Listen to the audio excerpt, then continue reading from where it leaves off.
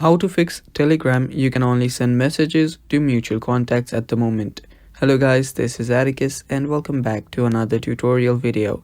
In today's video, I'll teach you guys how you can start getting messages other than just mutual contacts on your Telegram. So without any further ado, let's dive right into it. So the first step that you'll need to take is open up your Telegram.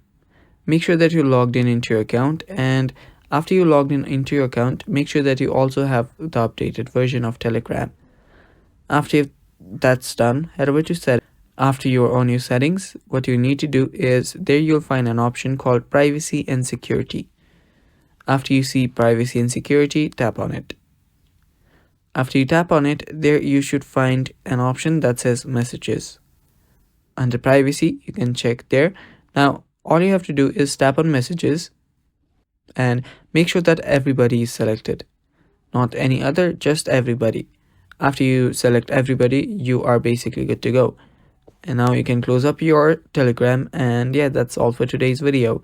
Thanks for watching. Don't forget to hit the subscribe button and stay tuned for more upcoming tutorial videos.